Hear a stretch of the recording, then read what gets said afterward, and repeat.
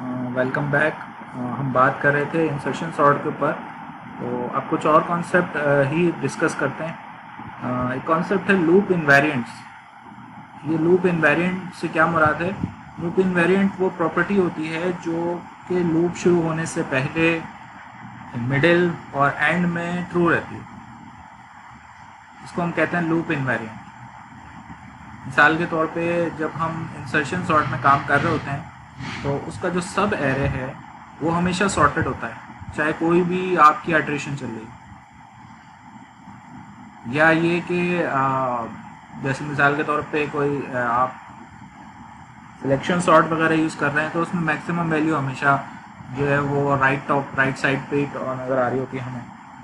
बहरहाल इनिशियलाइज ये जो लूप इन्वेरिएंट है ये करेक्टनेस से इसका लिंक है। यानी जब लूप इनिशियलाइज होता है अ, तो लूप इनिशियलाइज होने से पहले भी ये प्रॉपर्टी ट्रू होती है, और हर आइट्रेशन के शुरू होने से पहले भी ये ट्रू होती है, और जब लूप टर्मिनेट हो रहा होता है तो तब भी ये प्रॉपर्टी ट्रू होती है। जिस लूप के अंदर या जिस सॉर्टिंग एल्गोरिथम के अंदर ये सारे काम हो रहे होते हैं उस एल्गोरिथम को हम करेक्ट एल्गोरिथम कहते हैं।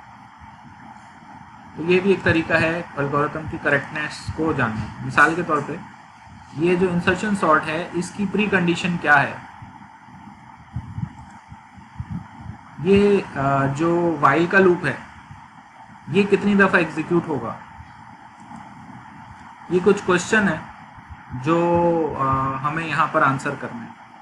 तो अगर मैं आपसे पूछूं कि इस लूप की प्री कंडीशन क्या है और मैं आपसे सवाल करूं कि ये लूप कितनी दफ़ा चलेगा, तो क्या बताएंगे मुझे? तो इंसर्शन सॉर्ट जो होता है उसके अंदर ये जो इन्वेरिएंट है वो इन्वेरिएंट बेसिकली क्या है कि देखें, इस चीज़ को समझें कि जब हम ये इंसर्शन सॉर्ट में काम कर रहे होते हैं तो एक्चुअली इसमें एक तो हमारे पास एरे है, उसमें हम कर ये रहे हैं कि यहाँ से वैल्यू उठाकर लेफ़्ट साइड पे लेके आ रहे हैं, और जो लेफ़्ट साइड पे लेके आ रहे हैं वो सब एरे जो है वो हमेशा सॉर्टेड होता है। ये जो कार्ड या नंबर हम उठा के लेके आ रहे हैं ना उसका इंडेक्स जे है। तो जो एरे है हमारा सब एरे वो 0 से लेके या 1 से लेके J-1 तक हमेशा सॉर्टेड होता है। तो इनिशियली जब ये लूप स्टार्ट होता है उस वक्त भी ये वैल्यू इनिशियली ये 1 है तो 0 से लेके 1 तक जो है वो आपके पास सॉर्टेड ही होता है। अब ये इस तरीके से जो है ना वो जैसे जैसे ये सब एरे बढ़ता चला जाता है, इंसर्शन जो एरे है वो सॉर्ट होता चला जाता है। तो ये इनिशियली भी ये कंडीशन ट्रू होती है। अच्छा, ये लूप कितनी दफ़ा चलेगा भाई? तो अब ये देखें, ये लूप जो है ना ये मैं फिर आप पे छोड़ देता हूँ। आप ज़रा इस चीज़ पर गौर करें कि ये कितनी दफ़ा चलेगा। वैसे आगे स्लाइड में ये चीज़ आ जाएगी। तो लूप इन्वेरिएंट क्या होता है? लूप इन्वेरिएंट बेसिकली एक वे होता है जिसकी मदद से हम इस चीज़ को मेक श्योर करते हैं कि ये एल्गोरिथम करेक्ट है या नहीं। Invariant of a loop is a property that holds before and after each repetition. Hold का मतलब ये है कि वो वही रहती है, चेंज नहीं होती। जो सब एरे है इंसर्शन सॉर्ट में वो सॉर्टेड ही रहता है, चाहे आप किसी भी आइटरेशन में चलो। लूप इन्वेरिएंट के बारे में 3 चीज़ें हम डिस्कस कर चुके हैं कि इनिशियलाइजेशन, मेंटेनेंस एंड टर्मिनेशन, तीनों स्टेजेस पर ये ट्रू ही रहती है। मिसाल के तौर पे ये चीज़ मैंने अभी आपको बताई थी इंसर्शन सॉर्ट में कि ये जो लूप है फ्रॉम लाइन 1 to 8, इसमें जो सब एरे है जो सॉर्ट है, इनिशियली एक वैल्यू होती है, फिर आगे जाकर ये बढ़ती रहती है। ये एलिमेंट जो है ना वो सॉर्टेड ऑर्डर में ही रहते हैं। ठीक है, इनिशियली ये सॉर्टेड होता है, फिर मेंटेनेंस के टाइम पर भी ये सॉर्टेड होता है, और जब लूप टर्मिनेट हो रहा होता है उस वक्त भी ये जो ये वाला सब एरे है ये सॉर्टेड ही होता है। तो इस प्रॉपर्टी को हम इंसर्शन सॉर्ट का इन्वेरिएंट कहेंगे। देखिए, ये इंसर्शन सॉर्ट है। अब ज़रा इसके ऊपर ज़रा और डिटेल से डिस्कस करते हैं। लेकिन from line number 1 to 8 initially ये आपका लूप स्टार्ट हो रहा है। ये आपने की, यानी कि वो वैल्यू जिसको आप सब एरे में रखना चाहते हैं उसकी जगह पर वहाँ पर आप ये बना रहे हैं। अच्छा, ये जो लाइन है ये कोड में तो नहीं लिखी हुई, लेकिन ये समझ लें आपका इन्वेरिएंट है ये, यानी इसको उठा के आप एक्चुअली रख रहे हैं, समझाने के लिए, कोड में नहीं है। अच्छा, फिर ये आपने आई की वैल्यू यूज़ करी और ये लूप चल रहा है। अब इसकी तरह हम एनालिसिस करें तो सपोज़ ये वाली जो लाइन है इसकी कॉस्ट ये है और ये n टाइम्स चलेगी। n टाइम्स से मुराद अगर जितने भी नंबर ऑफ आइटम है उतनी दफ़ा ये लाइन चलेगी। ये वाली जो लाइन है ये एक दफ़ा कम चलेगी इससे, क्योंकि आपको पता है कि फॉर का लूप जो है वो एक दफ़ा इंक्रीमेंट और उसमें कंडीशन आखिरी दफ़ा चेक होती है, तो आखिरी दफ़ा जब कंडीशन चेक होगी तो फिर ये लाइन ही नहीं चलेगी, तो ये n-1 टाइम्स ये लाइन चलेगी। ये लाइन तो चलेगी n-1, लेकिन क्योंकि ये कोड में है ही नहीं, है सिर्फ कॉन्सेप्ट समझने के लिए हमने यहाँ लिखा हुआ इन्वेरिएंट है, तो इसको 0 से मल्टीप्लाई करके ये वैसे ही ख़त्म हो जाएगी, कॉमेंट है। फिर C4 हमने यहाँ पे यूज़ कर लिया और ये लाइन भी ज़ाहिर है n-1 टाइम्स चलेगी। अच्छा, ये वाला जो लूप है ये कितनी दफ़ा चलेगा?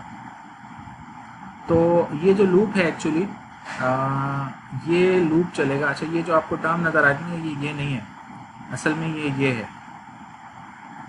यानी ये लूप चलेगा फ्रॉम j = 2 से लेके n तक उसका सम।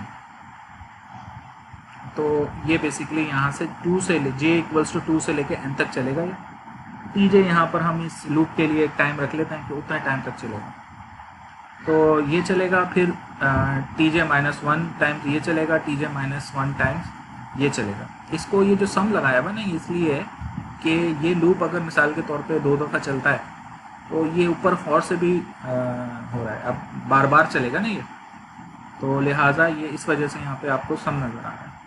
फिर ये ai+1 = की n-1 टाइम लगेगा। तो वाइल के लूप के अलावा जितनी भी लाइन है वो n-1 टाइम्स चलेंगी। कॉस्ट यहाँ पे हमने कोई भी नंबर ले लिया, क्योंकि ये हर कंप्यूटर के अंदर डिफरेंट कॉस्ट होगी।